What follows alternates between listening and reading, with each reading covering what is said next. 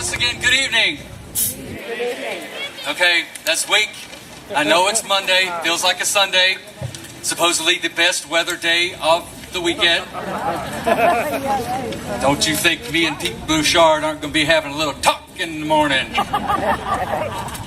But we're so glad that you all have come out this evening for our Honor and Tribute 2014. And I would also like to say, too, for those of you who are standing around right now, if there's an empty seat somewhere, it belongs to you. Yeah. So please go find a seat and sit down and enjoy the show. Please. Yeah, you can applaud that. That's good. I like applause.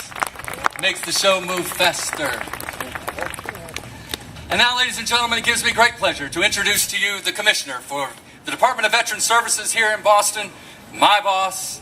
Ladies and gentlemen, please welcome Commissioner Francisco Urena. Thank you very much, Brian, and good evening, Boston. Good evening. Good evening. Good evening. Thank you, ladies and gentlemen, and welcome to Honor and Tribute, a musical selection to our heroes. This is the second year we have presented this concert, and we are well on our way to making this concert a Boston tradition. We thank you for coming out tonight on this beautiful park, Christopher Columbus, as we come together to honor the service and the sacrifice of those who gave so much and celebrate their contributions in pursuit of freedom. To those who died securing the peace and freedom, to those who served in conflict to protect our land and our sacrifice, their dreams to preserve the hope of our nation, we owe you our thanks and our honor. It is important not only to recognize their service today, but also to respect their devotion to duty, to ensure that the purpose for which they fought will never be forgotten. That is our message today. May we always remember and never forget. At this time, I'd like to ask the Gold Star families, mothers, sisters, fathers, brothers, please stand and be recognized.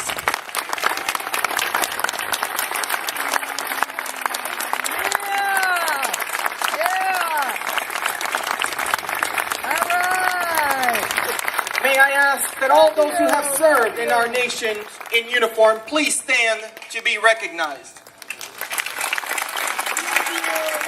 Thank you so much for your service to our country. We are truly in debt. Welcome home. And now it gives me great pleasure to introduce someone who understands sacrifice, who understands challenge, who served our country to endure. During his 17 years as a state representative, he never missed a veterans event in his district. Now, as mayor of the great city of Boston, as mayor of the great city of Boston, he has made a priority to ensure that we have the support for our veterans and their families. Please help me to welcome our great mayor, Mayor Martin J. Walsh. All right! Yeah, buddy! All right, buddy! Thank you very much. Thank you, Commissioner Urena, for doing a fabulous job, not just today, but every day on behalf of all the veterans of the city of Boston and this Commonwealth of Massachusetts. Thank you very much.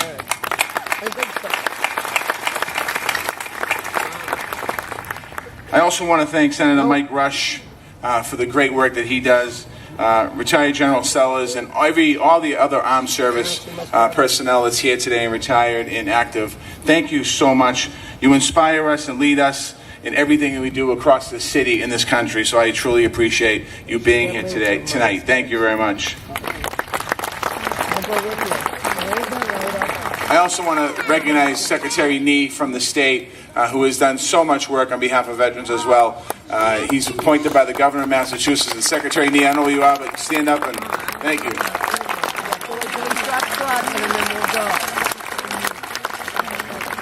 I just have to recognize two other groups before I get into my remarks. How about the Metropolitan Wind Symphony? Are they unbelievable or what? Thank you so much. Thank you. In the Boston Children's Chorus. I didn't forget about you guys over there.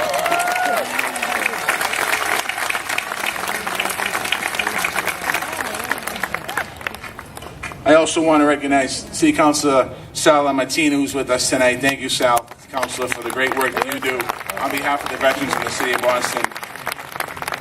All the Gold Star families, American Legions, Veterans of Americans, and Vets Post, everyone that's here tonight, thank you so much. Memorial Day is a very important day in Boston.